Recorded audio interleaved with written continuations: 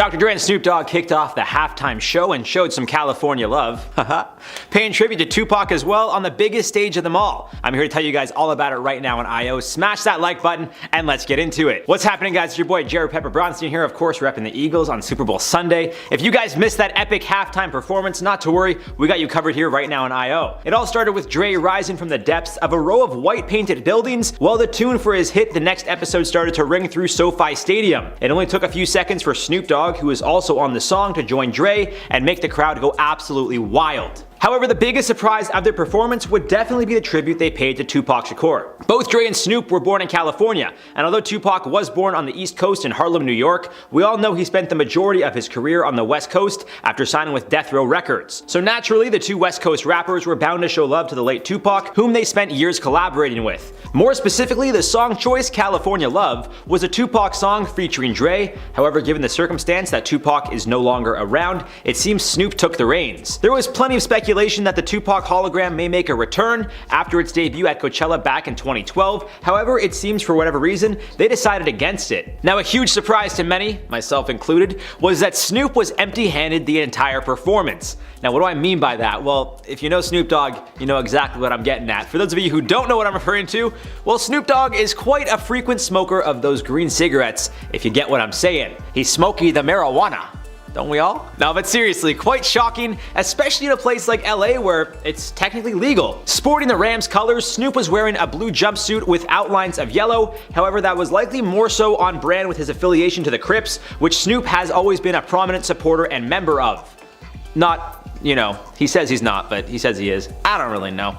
Dre, on the other hand, was wearing all black, but surprised many when he pulled the East and West Coast together yet again when 50 Cent came out with a surprise performance, which also featured Anderson .Paak, who was playing the drums. Leading up to the Super Bowl, Snoop's name was involved with some controversy, including a lawsuit and an apparent police boycott, simply due to his involvement with the halftime show. However, after the performance we just saw, and the reaction from people all over the world, it seems Snoop, Dre, and company are getting more love than they could have ever imagined. Now, as always, guys, I'd love to hear your thoughts on the entire performance and what you thought about the tribute to Tupac in the comments down below. Hey everyone, what's up and welcome back to IO. I'm your host, Lindsay Ivan. Let me know if you watched the halftime show and if you enjoyed it. So like I said, 50 Cent made a surprise appearance at the Super Bowl halftime show. He started off playing the song In the Club and was upside down on the stage. Now the stage looked like a house with open rooms, and in each room you could see the artists alongside their backup dancers. In fact, being upside down was throwing homage to his In the Club music video from 2009. In that video, there's a scene where we see 50 Cent upside down while singing. For those of you that are knowledgeable about his songs and music videos, that was like a nice Easter egg to see. As he's singing, you had a number of dancers surround him while in flashy outfits, kind of like a party scene.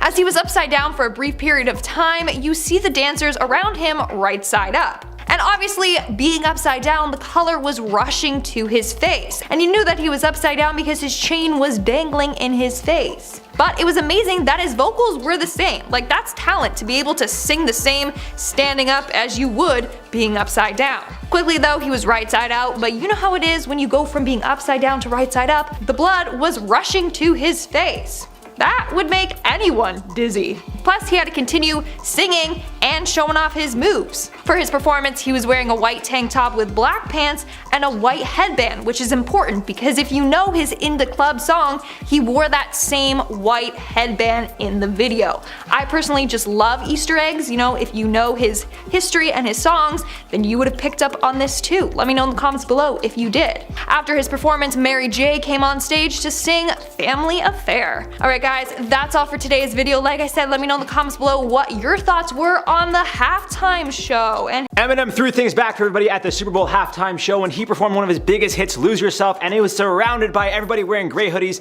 bringing it back to that film that we all know and love. Now, if you missed the Super Bowl halftime show, don't worry, we got you covered here on IO, and I'm gonna tell you guys all about it. Be sure to check out all of our other videos, but we gotta talk about Eminem right now. Now, to start off, I'll be honest with you guys, I'm not too sure what song Eminem started off with. I wanna say it was Godzilla, but I can't say for sure. I'm not sure if there were some audio issues, but definitely not hard of hearing. I just couldn't hear him too well. I know for sure when he started singing Lose Yourself, the crowd went absolutely wild. You had all those people in the gray hoodies, the dancers all around the platform, but it was pretty cool when Eminem came out and the building kind of collapsed, or it looked like the walls were falling apart there. Obviously that was part of the set, or maybe there's a little mishap there that they didn't want us to know about. It was nice to see Eminem get together with some of his older peers such as Dr. Dre, of course, Snoop Dogg, and what a surprise it was to see 50 Cent. But if you guys want to hear more about that, of course, we got a whole other video covering that right now. Now, of course, we also have to talk a little bit about Eminem taking that knee and kind of covering his head. I'm not too sure what was going on there. Let me know what you guys think was going through his mind at that time. But it was just so nice to see everyone get together. Of course, we want to hear your thoughts about the halftime show and everything that went down there. And let me know if you guys know what song Eminem started off with, because like I said, it was kind of hard to hear what he was singing there. I don't know if that was an audio issue or if he was just, you know, doing his own thing there. But let me know what you guys thought about that whole performance, and be sure to check out all of our other videos covering the Super Bowl and all the performances that are happening. Now, of course, I did also want to quickly comment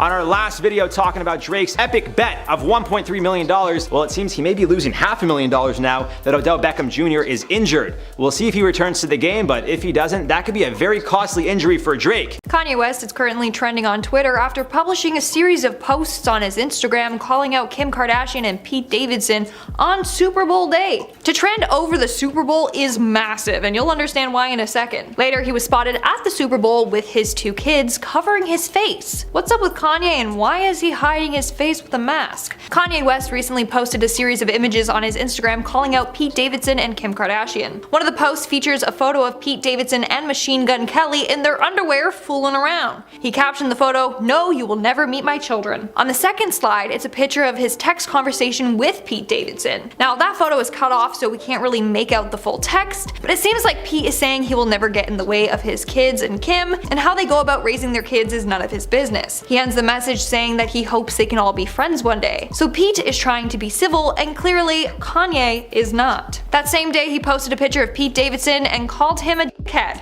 In the caption, he said, and I quote, "Look at this head. I wonder if Instagram gonna shut down my page for dissing Hillary Clinton's ex-boyfriend." For reference, he previously posted a photo of Pete Davidson's tattoo of Hillary Clinton, hence why he referred to him as Hillary's boyfriend. That's not all, folks. Kanye is not holding back. He also posted an edited photo of him as Venom facing off with Pete Davidson. The title, "West vs. Davidson Fight Night," was edited onto the photo. He also posted another photo calling out Pete when he was in a relationship with Ariana Grande. The photo says that Pete sent intimate photos he had with Ariana to Mac Miller as a way to prevent Mac from getting back with her. When Ariana discovered this, she ended the relationship. So Kanye posted that and captioned it, "No comment." So you get it. Kanye really hates this guy's gut, and he's trying to just expose him. With everything that he posted, it's no shock that he's trending. People are wondering, what's up with all the posts? In fact, he had to make a post proving that he wasn't hacked, because at this rate, people thought that he was. Even though Kanye was trending for all the wrong reasons, he didn't let that ruin his day. In fact, he was seen at the Super Bowl with North and Saint. But if you saw him, you might not have recognized him. That's because he was wearing a full black mask covering his entire face. He was previously spotted wearing this mask on his Instagram post when he said he wasn't hacked. Is this going to be a new look for Kanye? Maybe he'll wear this whenever he's in public.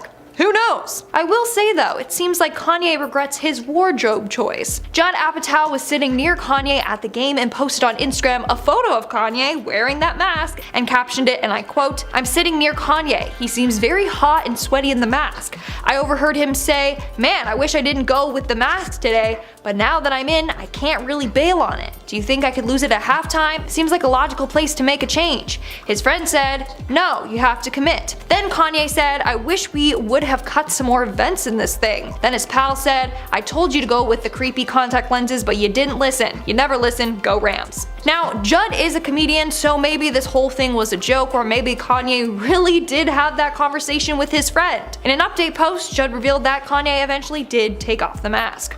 Still, it makes us wonder, why was he wearing that mask in the first place? Is he hiding from Kim and Pete? From the press or from the public? We might never know what's going on with Kanye. But what are your thoughts? Why do you think he's wearing a mask? Let me know your conspiracies in the comments below. During the Super Bowl halftime show, Eminem came on stage performing his iconic classic song, Lose Yourself. But after his performance, he knelt down on stage and put his head in his hands. Many were left wondering why he did this. Well, it was in a display of defiance against the NFL. During the Super Bowl halftime show, Eminem kneeled during his performance. After his rendition of Lose Yourself, the rapper took a knee. He did this in a display of defiance against the NFL. Previously, Eminem had mentioned the idea of kneeling during his performance, but the NFL nixed that idea. They literally told him to don't do it. Still, he decided to go ahead and do it. This is the same thing that Colin Kaepernick did during the singing of the national anthem in 2016. In a press conference, he said, and I quote, "I'm not going to stand up to show pride in a flag for a country that oppresses black people and people of color." He continued on saying, and I quote, "To me, this is bigger than football, and it would be selfish on my part to look the other way. There are bodies in the street and people getting paid leave and getting away with murder." Eminem taking a knee in support of Colin and in solidarity of what's happening right now is huge. One fan even tweeted saying, and I quote, "The NFL outright told Eminem he can't do the knee during the show. Eminem proceeds to do the knee for 1 minute. The GOAT." In fact, all their performers were told that they weren't allowed to make any political statements. Dr. Dre even said that he felt disgustingly censored by this. They tried censoring Dr. Dre's lyrics in the song Still Dre. In the song he says, "Still F with the beats, still not loving police." The NFL said that they were uncomfortable with that line. So all artists were told to basically don't do anything controversial. What are your thoughts on this though? As always, let me know in the comments below. That's all for today's video. I've been your host, Lindsay Ivan, and I'll see you when I see you.